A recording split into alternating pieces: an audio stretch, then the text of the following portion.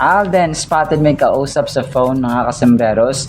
Tapos si Kath nagpadala din ng foods para kay. Tapos itong pasabog ni Alden mga kasembreros. Na-move pala yung schedule ni Alden sa Vivo V70 FE na meet and greet niya na supposedly ay ngayong araw, April 11, 2026, 10 a.m. sana kanina. Kaso parang minove nila, no, mga kasembreros, to April 12, bukas yan, 5 p.m. Naisip ko dito, baka pre-taped naman yung Stars on the Floor ni Alden bukas eh. So kasi 'di ba Sabado ngayon, tapos bukas ay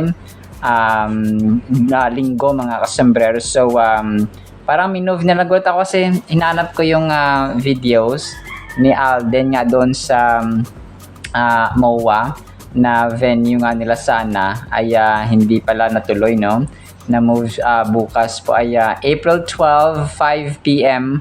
bukas mga kasembreros. Hindi ko alam kung nabago rin yung kanilang schedule or yung kanilang yung kanilang yung kanilang venue mga kasembreros, kasi yung pinakaunang venue nila ay sa sa SMX Convention Center yata mga kasembreros. Pero yun, baka hindi naman siya nabago or hindi naman siya naiba mga kasembreros yung kanilang location, yung date lang, no, yung nabago mga kasembreros. Pero mamang tayo, no, sa mga update pa. So ako po ay nag-voice over ng past 2 p.m. ng April 11, 2026 mga kasembreros. So, palagay ko naman din na bago na yung kanilang schedule mga kasembreros or kanilang location. So, grabe. May BYD, may Vivo. Inabangan ko yung Frutas na bagong endorsement shoot or endorsement na brand ni Alden mga kasembreros, yung Frutas niya. Yung ibang Hungry Pita nga niya na hindi ko na nasasama dito, pero yon talagang kaliwat kanan ang ganap ni Alden Richards. So yung location pala niya ay supposedly sa SM MOA Central Atrium mga kasembreros, yung unang nakalagay dun sa picture mga kasembreros na meet and greet nga niya sa Vivo V70 FE. Mga bagong brand yata ito mga kasembreros. Ito ang cute nila dito ni Kath at ni Baby Kiona, yung kanyang yung kanyang pamangkin, yung kanyang yung kanyang niece mga kasembreros. Parang naglalaro yata sila dito ng yung parang sa TikTok na yung parang trend din dati mga kasembreros na parang may gagawin ka no sa sa app na ito or sa effect na ito mga kasembreros sa TikTok. Ito po yung Doremi na challenge mga kasembreros. Ang cute na magtita na ito. Ipi-play ko ito mamaya mga kasembreros yung tipong tawa ng tawa si Baby Kiona mga kasembreros, habang si Kath naman ay nagdo-Doremi mga kasembreros. So cute. Sobrang kulit nila mga kasembreros. I-play ko po ito. Although throwback itong video na ito mga kasembreros, sinama ko lang kasi pampa-good vibes nito. Naglalaro silang magtita ng mga kasembreros, kung kaya pakinggan natin ito mamaya, no? Pampa-good vibes lang. Tapos ito ang kulit nito mga kasembreros. Hindi ko lang kung anong tripping ng isang fan dito. Pinost niya itong parang isang Korean actor, tapos si Alden Richards. Parang gusto niya sabihin dito na magkamukha sila, no, mga kasembreros. So Volker Gion nag-post nito mga kasembreros. Parang kakulitan ni Alden, wacky moment niya ito. Tapos ay parang gusto niya sabihin na magkamukha sila, no, ng siguro Korean actor ito mga kasembreros, na yung gupit niya kasi parang yung bukong na niyog, no, parang ganoon siya mga kasembreros na style dito. Tapos yon, si Alden dito ay nagpadiglat ng kanyang mga mata ng kanyang mga mata mga kasembreros. So sobrang kulit lang, no. Good vibes din ito mga kasembreros. Ito another kulitan ni na Sugar at ni Alden mga kasembreros sa Stars on the Floor. Natatawa ako dito sa caption na para bang me at D ang tawagan ng Shuden, no? Sugar Mercado at saka Alden Richards mga kasembreros. So, pinost ito kanina. Kasi nga itong si Sugar ay sobrang kulit mga kasembreros, no? Kahit may dalawang anak na siya, ay sobrang kulit pa rin mga kasembreros. So, nakakatuwa yung good vibes ni Sugar mga kasembreros sa Stars on the Floor. Especially nga rin dun sa nakaraan na magkasama sila ni ni Jeremy or ni Jiro ng Horizon mga kasembreros. At saka si Sugar Mercado. So, sobrang kulit lang talaga nito ni Sugar Mercado mga kasembreros. So, talagang sabi niya yun, sobrang kulit. Sabi niya, may feeling ko nga si Alden gusto rin sa akin. Sorry po. Good vibes din ito mga kasembreros si Sugar Mercado, no? At saka si Alden Richards mga kasembreros. So, ito pa ay bagong, parang bagong, bagong post ito kanina mga kasembreros sa dito sa TikTok, na kung saan nga ay si Alden at saka si Sugar Mercado dito mga kasembreros. Tapos ito, na-recall parang na-miss ni Mercy ang Kathleen mga kasembreros. During mall tour nga, no? Sabi dito ni Mercy, ay nakakamiss ang mall tour ng Kathleen mga kasembreros. So ito yung time na parang bumibili ng ticket or parang naging tendero-tendera, no? Cashier sina Alden at Kath mga kasembreros sa Cebu. Hindi ato parang hindi to sa Cebu mga kasembreros. Somewhere in Caloocan or Pampanga, no, sa Marquee Mall mga kasembreros. So bumili ng ticket kunwari ang mga fans dito mga kasembreros, tapos naging kahera si Phenomenal Box Office Cinema Queen. Ang cute, no? Sobrang cute mga kasembreros. Na kung saan ang music background na nilagay dito ni Mercy. Yung si Mercy ba, yung yung makulit at saka avid fan ni Alden Richards mga kasembreros. So si Merciful 26 yung kanyang pangalan sa TikTok mga kasembreros. So yon, kunwari ay may bili si ate ng ticket, tapos kahera naman si Kath mga kasembreros. So missing those days, no? Talagang nakakamiss sobra lalo mga kasembreros ang Kath din. Tapos isa sa mga major items natin, Alden spotted na may kausap sa telepono or sa cellphone mga kasembreros. Tapos ang cute dito ng ng caption nung nag-post mga kasembreros. Sabi niya, inutusan mo siya mag-grocery kasi ubos na ang stock sa bahay niyo. Tapos si Alden dito ay busy sa sa cellphone, may kausap siya mga kasembreros. So hindi naman siguro si attorney or si Kath mga kasembreros ang kanyang kausap dito. So dito ay parang normal lang na dito na umibilis na Alden at si Mama Ten mga kasembreros. So hindi ko lang alam kung baka may ginagawa siyang dito. Ginagawa siyang shoot mga kasembreros.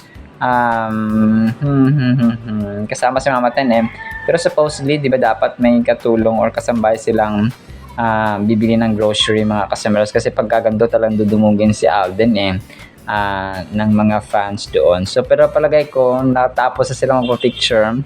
Tapos ito na yung time na magbabayad na ng counter sina Alden mga kasembreros at saka si Mama Ten.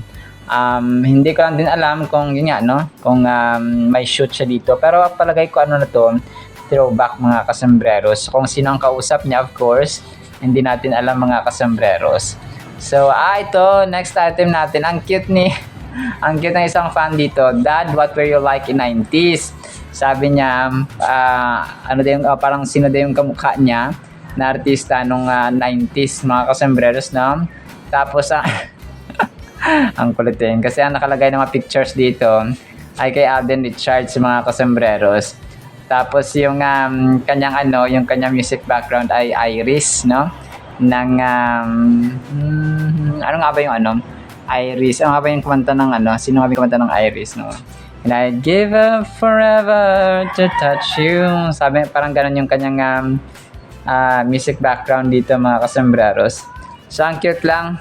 Hindi naman halata na, na hinahangaan niya si Alden mga kasembreros kasi nga yung pictures na finlash niya after ng kanyang larawan ay kay Alden Richards mga kasembreros.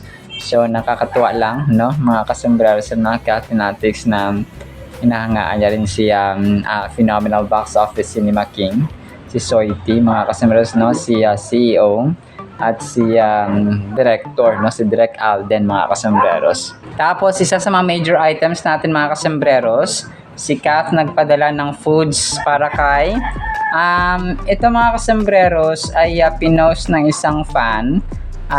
Actually nung nakarang araw pa ito parang mga sweets na dito na mga pastries yung pinadala niya or mga parang something na cupcakes tawag dito.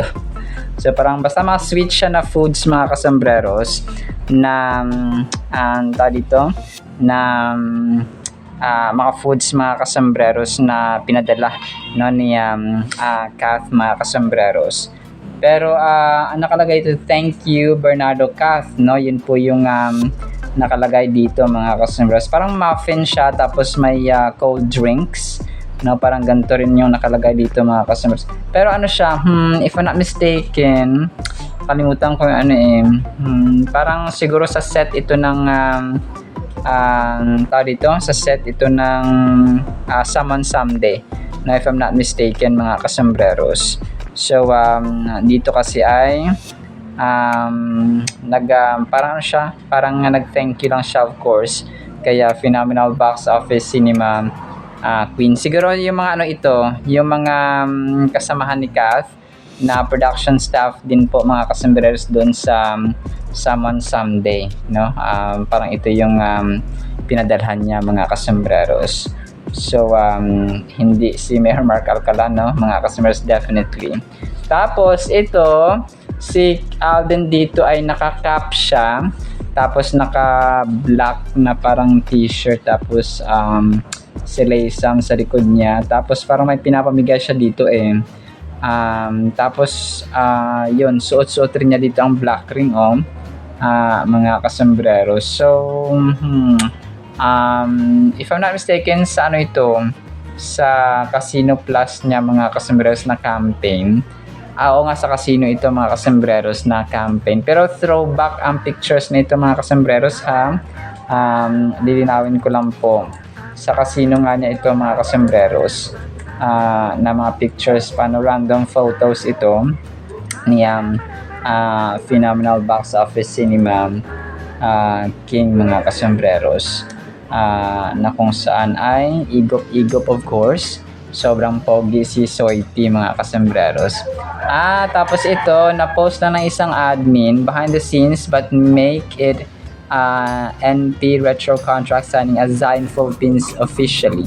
So si Kath dito ay nagpipirma signing a contract mga kasembreros sa Zion Philippines. Welcomes Asia superstar to their family. You are loved, Catherine Bernardo. So alam ko dati Kathnel pero nga nung nilaglag nila or parang siguro they have to choose one mga kasembreros, they definitely chose Ma'am Catherine Bernardo dito sa Zion Philippines mga kasembreros. So wala silang lugi kapag kay Ma'am Catherine sila napili mga kasembreros. So yun talagang mahirap din siguro sa mga brands endorsements dati ng Kathnel na meron lang silang pipiliing isang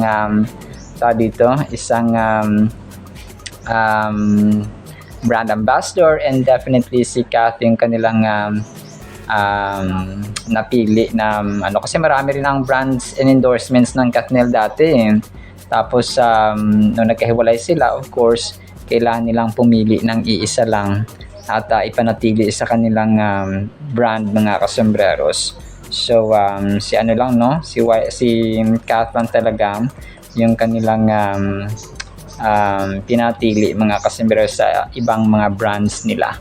So, yun po, no? Talagang mahirap din siguro sa part ng mga brands and endorsements nila for quite a long time ay nahiwalay, no? Or naghiwalay ang Kathniel mga kasombreros. So, hindi lang mahirap para sa kanila, of course, definitely, kay kina Kath and Daniel mga kasombreros. Tapos ito, throwback video lang ito mga kasombreros Guardians when tapos dito ay parang inayusan si Alden. Throwback Opa nakalagay dito tapos walang boses. Ito, music background lang siya mga kasombreros. So Guardian or band, so parang na siya, spent the whole day with Alden Richards Opa. So parang fan or parang kasama siya dun sa set na ginagawa na endorsement ni Alden. Pero hindi ko lang sure kung ano ito na brand mga kasombreros. Pero yun, throwback lamang po ito mga kasombreros, no? Ni Phenomenal Box Office Cinema King. So yun po. Alright, so yun na sa ating Kathleen items ha. Sana po ay pakinggan po natin ang wait, may papakinggan ba tayo dito? Oo, itong kay Kath mga kasombreros, nakakulita. Tapos, of course, ang salita ng Diyos na ating pong papakinggan mga kasombreros and mga Kathinatics. And then, yun po, no? Isang pinagpalang araw po sa bawat isa. Catherine and Baby Q, try this Do Re Mi challenge. Do, do, do, do. The app can hear you. Do. Napaka-the best ng ating Word of God mga kasombreros. Ang title natin ay Sa Kamatayan at Buhay. Grabe, no?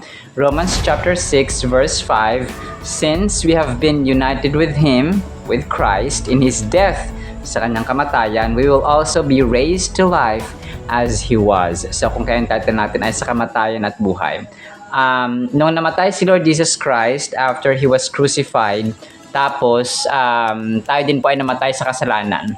Tapos, nung nabuhay siya, ay ganoon din po ang mangyari sa atin sa last days mga kasombreros. Ito yung gustong sabihin ni Apostol Pablo. Well, of course, sa atin, sa literal na buhay, sa reality, for example, namatay na yung lolo mo, or yung lola mo, or yung mga kamag-anak mo dati. Tapos nakita natin na kanina andyan na sila. Andyan sila ulit mga kasombreros, nagluluto at saka magiging kasama natin. So wala pong ganoon, no? Hindi po ganoon ang sinasabi dito ni Apostol Pablo. So sinasabi niya dito yung unity, yung ating yung pakikiisa natin kay Kristo when we followed and have faith in Him mga kasombreros. So nang nagkaroon tayo ng transformative process na tayo po ay dati, kunwari hindi tayo niniwala kay Lord, wala tayong panahon sa Kanya, wala tayong panahon sa panalangin, sa pagbabasa ng Biblia. Pero nung nakilala natin siya, nagkaroon tayo ng personal relationship sa Kanya mga kasombreros, nagkaroon tayo ng pananampalataya. So ito na yung nangyari sa atin. So tayo ay dun sa Kanyang kamatayan ay namatay na rin sa kasalanan, tapos kasama natin siya mabubuhay because He was raised from the dead mga kasombreros. So napakalalim ng teaching na ito mga kasombreros, kung kaya it's really important to pay attention. This powerful verse speaks to the transformative nature of our faith in Christ. When we accept Jesus as our Savior, we are not only forgiven of our sins, but we also become united with Him in a profound way. So, yung pagtanggap natin sa kay Lord Jesus Christ bilang ating Panginoon at tagapagligtas mga kasombreros ay marami yung dulot, no, sa atin. Hindi lamang siya religious process or religious conversion mga kasombreros. It also speaks to the transformative power ba? O yung nature natin mga kasombreros, kasi ang tao kapag nakakilala kay Kristo, sumunod kay Kristo, ay talaga nagbabago ang ugali. Dati parang hindi naman tumapagmahal sa magulang, pero ngayon ay loving niya sa kanyang nanay at sa kanyang tatay at sa kanyang kapatid, no? At sa family member, loving na, no? May care, may concern na sa kanyang pamilya. Dati parang ayaw naman mag-aral nito, pero nung nakilala kay Kristo, parang inspired mag-aral. Dati parang pag nagtatrabaho ito, hindi naman ito namimigay ng pera, no? Kasi nga sarili niya lang iniisip niya. Pero ngayon talaga nagpo-provide na sa pamilya. dati parang grabe ang bunganga nito, no? Palamura, pero ngayon ay talagang nandun yung wholesomeness, no, ng kanyang mga salita, no? Siguro may mga konting changes pa, no, mga customers, or konting dapat i-polish, pero hindi kasi ito perfecto, pero nandun yung truth, yung reality, at saka yung transformation talaga, yung yung pagbabago na hindi mo expect sa isang tao, especially kapag dati kunwari mga addict sila, kunwari mga basagulero, mga daming tattoo, no, and so on. Kung pa yung mga tambay ba, no, na parang walang purpose at walang meaning ang buhay. So nung nakilala nila ang Diyos, tinanggap nila si Lord Jesus Christ as Panginoon at saka tagapagligtas ng kanilang buhay, ay nandun yung talagang tao dito, nandun yung pagbabago. Kung pa magugulat ka, ano nakain nito? Na parang may nakain yatang kakaiba at nag-iba yung ugali na something like that, mga kasimero. So, walang imposible kasi sa Diyos, mga kasus. Anything is possible sa mga tao na naniniwala sa Diyos, mga kasus. Because with God, all things are possible. Na wala pong imposible sa Kanya. Good and bad, mga kasus, ay inaalaw ng Diyos. Depende po sa ating, sa ating choices din minsan, talaga nakaka-apekto yung choices natin. So kung pinipili nating maging nega, na maging masama sa ibang tao, so babalik din ang kasamaan sa atin, mga kasembreros. So kung pinili nating maging mabait, maging mabuti, maging loving, maging merciful, maging compassionate, and so on, ay babalik din yun sa atin, mga kasembreros. So ganoon po siya. So kung kaya and definitely dapat piliin natin yung nasa mabuting side, because nasa panig natin ang Diyos kapag tayo ay gumagawa ng kabutihan. We died to our old selves marked by sin and are resurrected to new life in Him, kay Jesus Christ. Just as Christ died and rose again. It is a complete and total transformation that impacts every aspect ng ating pagkatao, mga kasumres. Kagaya na mention natin kanina, ito po yung proseso kumbaga pa ng isang tao na nagbago, mga kasembreros. Ang tao kasi parang yung ibang mga blinded yung kanilang mga isipan sa spiritual kingdom or sa spirituality, mga kasembreros, when it comes to faith, when it comes to believing in God, mga kasembreros. Parang naisip nila na yung transformation din minsan ay automatic, no? Kunwari, nagbabasa ka ng Biblia for 1 month, or naging born again or naging Kristiyano ka for 2 months. Parang isipin nila kagad nila na perfecto ka na, no? Parang bawal magkamali, bawal lang ganito, bawal ganito. May mga tao kasi na mabilis din yung transformation nila. Let's say 1 week lang sila or 2 weeks pa lang nagbabasa ng Biblia or nakilala nila ang Diyos, nagkaroon ng personal encounter sa Panginoon, ay 1 week lang parang nag-iba na yung kanyang ugali. May iba naman na it takes time, no, mga kasumers, depende sa lakas or level ng kanilang pananampalataya nga, mga kasembreros. So pero ang dito, ang pinaka bottom line, lahat tayo talaga may transformation. Okay, from bad to good, no, from mediocre to outstanding, mga kasembreros. Parang something like that, no. Yun yung kapag ikaw kasi ay isang Kristiyano, nakilala mo ang Diyos pero walang pagbabago sa iyo, ay may mali, no, mga kasembreros. So may mali talaga kapag ganoon po yung ating nature, yung ating ugali na parang sabihin mo na mananampalataya ka ni Kristo, nakilala mo ang Diyos, nagkaroon ka ng personal encounter, you established a relationship with God, pero walang pinagbago. So may mali po doon, mga kasembreros. Dapat meron talaga siyang manifesting na changes, literal na noticeable ba, no, na changes, mga kasembreros, sa ating nature, sa ating character. Have you ever considered the depth of this connection with Christ? It is not just a superficial change or external behavior modification. It's a spiritual rebirth that fundamentally alters our identity and our standing before God. So kagaya na mention natin, mga kasembreros, hindi lamang siya yung yung parang walang nabago or something, mga kasembreros, dapat meron talaga. We are no longer slaves to sin but free to live in righteousness and holiness because of our union with Christ. Kasi nagkaroon tayo ng unification, nagkaroon ng collaboration. Okay, so ganun siya, mga kasembreros. Kung pa yung Holy Spirit ng Diyos ay nasa atin na, so we are changed by the Spirit of God, mga kasembreros. So nandoon yung unification. Naging united tayo with Christ. So definitely ang character ni Lord Jesus Christ ay ipopossess natin. So ganoon siya, mga kasembreros. So kasi ang Diyos natin ay may bigin, ang Diyos natin ay mawain, na nagpapatawad, ang Diyos natin ay humble. Si Lord Jesus Christ ay mapagpakumbaba, no? Siya po ay caring, siya po ay talaga nag-obey sa will ni God the Father. So, ganun din po dapat yung ating ipopossess na mga characters. No, we're not perfect, of course. No, Jesus Christ Himself is the Son of the Living God. He is the Messiah. He reigns over all. He reigns. His authority is eternal. His power is eternal, incomparable, mga kasos. Pero when it comes to character, ay dapat ay nagagaya natin yon, mga kasembreros. Kasi nagkaroon tayo ng collaboration or ng unification, mga kasembreros, unity kay Lord Jesus Christ. This truth should inspire us to live out our faith with gratitude and obedience, knowing that we are truly alive in Him or in Christ. Let this reality shape your mindset and guide your actions as you walk in the newness of life that comes from being united with Christ in His death and resurrection. So, ganoon siya, no? Nung namatay siya, tapos nagkaroon ng resurrection, mga kasembreros, ay nandun na nagkaroon na tayo ng pagbabago or change, mga kasembreros, na noticeable sa ating buhay. So, through our identification with Christ, we are no longer slaves to sin, but are freed to live in obedience to God. So, kasi pinalaya niya tayo nung namatay siya, pinatay niya rin yung mga kasalanan natin, mga kasembreros. So, tapos yung kasalanan na yun ay hindi na tayo alipin. Hindi na tayo under doon sa kasalanan. Kasi kapag ginagawa natin yung kasalanan, ibig sabihin po ay alipin po tayo ng kasalanan, mga kasembreros.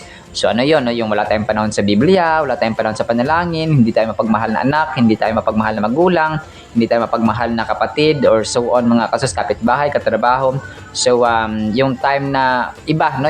Iba talaga, mga kasembreros. So ganun po siya. This transformation enables us to live out our new identity as children of God and co-heirs with Christ, so we can experience the power of His resurrection working in us as we continue to reckon ourselves dead to sin and alive to God in Christ Jesus. So patay sa kasalanan pero buhay sa pananampalataya kay Lord Jesus Christ, no? Or kay God sa pamamagitan ni Lord Jesus Christ, transforming us more and more into His likeness. So kagaya na mention ko kanina, likeness, no? Nagkakaroon tayo ng Christ likeness, nagkakaroon tayo ng ginagaya natin yung kanyang ugali, mga kasembreros, na mawain, loving, rejoicing in truth, no, patient, gentle, kind, merciful, and so on. Our identification with Christ ultimately enable us to live victoriously over sin and walk in the fullness of life that He has provided for us. So, ganun, grabe, no? Ang ganda. Alam niyo po, iba yung namumuhay tayo ng may purpose. Kaya at saka may meaning ang buhay natin, mga kasembreros. Unlike sa mga taong sige, makakain lang, makatrabaho lang, maka-earn lang ng pera, mabili lang yung gusto, mabili lang yung pagkain, makapunta lang sa ganito, bilhin yung ganito. So, iba yon, no? Of course, kailangan natin magtrabaho. We need jobs, we need income, mga kasembreros, para mabuhay. But more than the income, more than the pleasures, more than the leisures, more than the entertainments, no, more than the social media na in-enjoy natin sa kasalukuyan, ay yung ating unity, yung ating transformation or transformed nature, because we have a unification, no? United tayo kay Lord Jesus Christ, mga kasembreros. So, yung kamatayan sa kasalanan at may buhay tayo kay Lord Jesus Christ when He rose from the dead. Alright, so yun lamang po sa ating Word of God, ha. Nawa po ipagpalain po tayo ng pag-ibig, pananampalataya, pag-asa, and a transformed nature or character, mga kasembreros. This we pray in the mighty name of Jesus, and everyone said Amen and Amen. See you sa next segment, mga kasembreros, and paalam po. I love you all.